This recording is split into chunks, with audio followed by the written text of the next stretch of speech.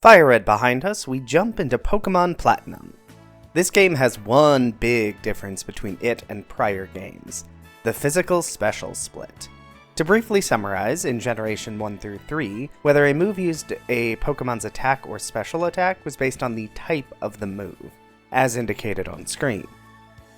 Now, however, this is determined on a move-by-move basis, which means many Pokemon can make better use of their existing types to gain advantage of Stab, while also using the higher of their two attacking stats. This is a great change. This game also has a lot more bug types. Many of these aren't available in the playthrough because they are post-game content, but many are.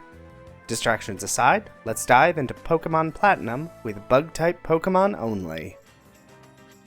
I've always wondered, what is tall grass? And how do people get through it without Pokémon?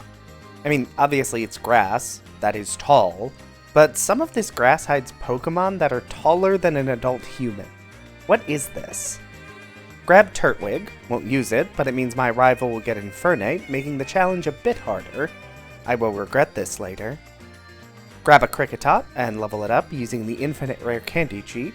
As with Fire Red, rare candies are infinite, but I'm limited to the same level as the highest level Pokemon in the next gym/Elite Four member. I'd prefer not to catch two Pokemon of the same species, but Wurmple actually has two different evolutions depending on a random chance. I named them Mitha and Najka, and now I have a Dustox and a Beautifly. The first gym, being a rock gym, again is not great for my bug-only team.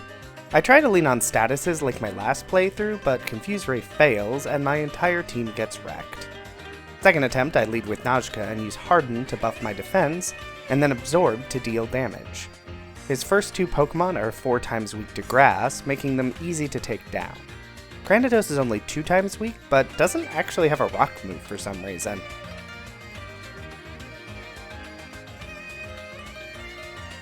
Okay, I've gotta remember that Mitha has Shield Dust, negating the secondary effect of attacks like Fake Out. Spoiler, I will not remember, but I also don't think it's ever relevant.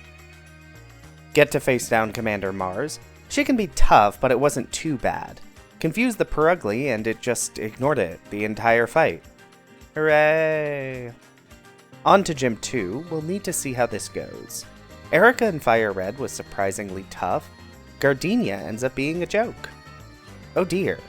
Her best move against me is Grass Knot, a move that gets stronger the heavier the target is. This shockingly does not deal much damage against my entire army of tiny bugs. Excuse me? Did you just use an X special? What kind of self-respecting trainer uses X items?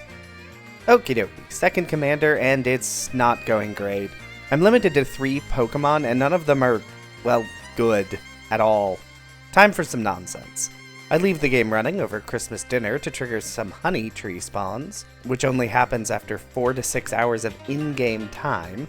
This nets me a Burmy, which I reset until I get a female, and a Combee, which I also reset until I get a female. Name the Burmy the Rotten, fight in the Galactic Building so it's in its trash form, and evolve it into Wormadam. This gives me a Bug Steel defensive Pokemon, which rocks because it only has 1 weakness to fire. The Combee gets named Nishandra and levels up into Vespiquen. No idea what type Hidden Power is, but it's super effective against Zubat, and Bug Bite deals okay damage and eats Skuntank's berries. The Rotten also resists Night Slash, which is great. Get an egg from Cynthia that I throw in the box for breakfast tomorrow. Get the bicycle, but get told I need to get an Explorer kit before I leave town. Seems like a waste of time, since I will not be using it, but whatever. Tried to evade the gym trainers in the dark, but I do a really bad job at it and end up having to fight most of them. Fantina is a pain. Her Miss Magius is fast and always uses Confuse Ray, which seems to always hit. The fact that I'm using bug types and their movesets are just awful does not help me. I just have to rely on Stun Spore to work and for Miss Magius to actually lose turns. Eventually this gets me the victory. Another fight with Rost, which I lose on the first try. Second attempt I lead with Nishandra, who one-shots the Staravia. I then gust down the Monferno while it keeps using Leer for some reason. The other two Pokemon die easily. Then I catch a serious Scyther, which I name Velstadt. On our way, I swing by Veilstone Department Store to check the TM lineup, and it's not very good. I do pick up Reflect and Light Screen. Mitha can learn Light Screen to reduce special damage to my team for 5 turns. Unfortunately, no one can learn Reflect, which I really should have checked before I bought it. Into the gym, which is a health and safety nightmare. There's holes in the floors, free-swinging punching bags, good lord. The gym fight is a cakewalk, though.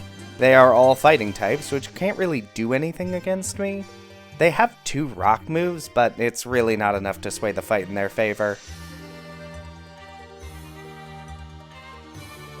Grab the Fly HM and catch a Notbug to use it, because despite the game having 15 different bug flying Pokemon, not a single one of them can use Fly. Another rival fight outside the next gym, and it's pretty easy. Nishandra and Velstadt tag team most of Ross' Pokemon without issue. Wake isn't too bad, but status moves are way less reliable in this game. I really miss Compound Eyes. Gyarados is bulky, and Aqua Jet Floatzel is not ideal, but I do kick Wait's butt. There's a bomb that's been detonated in the Great Marsh, so I go ahead and chase this Galactic Grunt further than is really reasonable. Head to Celestic Town to fight with a 55-year-old man who put 27 on his Tinder profile. On to Cantley for the next gym, beat up Rost again, and Velstadt gets dangerously close to the level cap. Get through the gym and try Byron. It takes a couple tries, and none of my normal tricks are working, until I get Nishandra against the Bastiodon, which she takes on by herself. I guess Bastiodon has no good moves against her? I then remember that Yanma is in the game. Look it up and it's in the Great Marsh, this game's version of the Safari Zone. Grab a Yanma, call it Aldea, and evolve it into Yanmega, a very fast special attacker to go with my fast physical attacker. Take a boat to Iron Island to get the Strength HM. The rest of this area is technically optional, but I want what's at the end of it, a Metal Coat. This lets me evolve my Scyther into Scizor, which benefits from a higher attack stat and a better typing, Bug Steel, so his only weakness is Fire. I preferred not to use a repeat Pokemon in this playthrough, and now I don't have to. Quick trip to Lake Valor, fight a commander who's so forgettable I forgot their name, then to Lake Verity, where another commander gets stomped. Wow, this has been pretty easy so far. Let's do the next gym. There is actually a path through this gym which avoids all the trainer fights, except I mess it up and have to fight one of them. Oh well, Candace is fine. My team has finally come into its own, thanks to Yanmega and Scizor dealing great physical and special damage respectively, and Wormadam is as tanky as a bug can get. Okay, it's time for some plot nonsense. Up Mount Coronet, do a double battle with Rost, and then into the Distortion world. This isn't a non-Platinum game, so I'm not actually sure how to get through this area. I eventually reach the end to face down Cyrus, and he one-shot sweeps my entire team with Flamethrower. Okay, that's a problem, in no small part because Houndoom is also faster than my entire team. I try leveling up a bit, but the level cap for the next gym is only 50. At level 50, no one on my team is faster than this Houndoom, and Mitha and Nishandra can survive a single Flamethrower, but it's a damage range, so it's not guaranteed.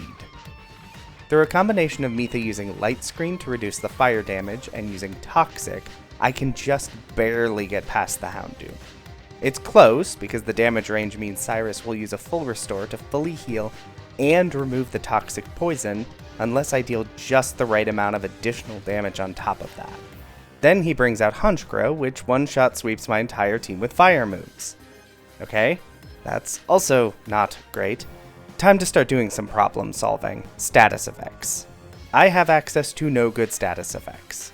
Beautifly can learn Stun Spore, but it's inaccurate, and Beautifly is too slow to get the attack off. Kricketot learns Hypnosis, but it's even less accurate, and Cricketot's also not fast enough. Scyther would be faster than Houndoom, but it can't survive a Flamethrower or one-shot the Houndoom, let alone the Honchkrow. and there isn't a single bug-type Pokemon in this game that isn't weak to fire that I can get. Surskit is post-game, and evolves out of its fire neutrality, and Armaldo is only available with the National Pokedex, and requires tedious fossil collection. So I'm kind of out of options. I think it's time I need to start using items. So many items. Seriously, this fight is such a pain. 2 fast Pokemon with fire-type moves? Wait, Honchkara's base speed is only 71? Why is it outspeeding my entire team? Are my Ivy and Natures really that bad? Okay, on to the last gym, finally. And 2 of his Pokemon have fire attacks. Why does every endgame trainer have fire attacks in this game? Go on an extended field trip back to the Honey Trees to get another Burmy. Evolve it into the Ground-type Wormadam, so I can make use of some Ground-type moves against the Electric Gym. First try goes pretty bad, but the second one works out, mostly because I managed to get 2 fissure kills in a row. Wow, my Pokemon are so bad in this game. Bug types really took a hit in usability. Also, Victory Road sucks. Okay, so I've looked over my Pokemon and their movesets are basically as good as they're gonna get. I do get the Sword Dance and Double Team TM for Scizor, but there really isn't anything else I can do. And Rost is sweeping my team. Okay, that's it. This has taken too long and been too miserable. It's time for items, baby, because every trainer has a fast Pokemon with a Fire-type move. Forgot to record me actually beating Rost, and that's fine. I'm not proud of how long the next few fights are gonna go. Sword Dance sweep both Aaron and Bertha, though the Rhyperior actually puts up a fight. Takes way too long and way too many X items to buff up Nishandra to sweep Flint's team. Sinner ends up nailing a clutch fissure to sweep Infernape. Finally, Velstock can Sword Dance sweep both Lucian and Cynthia. Okay, so Platinum was clearly a mistake. A huge mistake. I thought this would be easier than Fire Red, and it just wasn't. It was so much harder. Having Scizor just meant a slower Scyther that took 4 times damage from all the fire moves the trainers in this game apparently have. No Compound Eyes and no good status moves, but my usual strategy of just Sleep Sword Dance couldn't work. And yes, I know Yanma has Compound Eyes, but it doesn't have any good status moves to make use of it. And not a single bug type neutral to fire that I could actually get in the run. Even once I caved and started using items, those last couple fights still sucked. But thankfully, Platinum is behind us and we can finish this out with our next and final game, Pokemon Violet, where we can hopefully, finally, get some fire resistance. Wait, what do you mean Dewpider's only available in the DLC?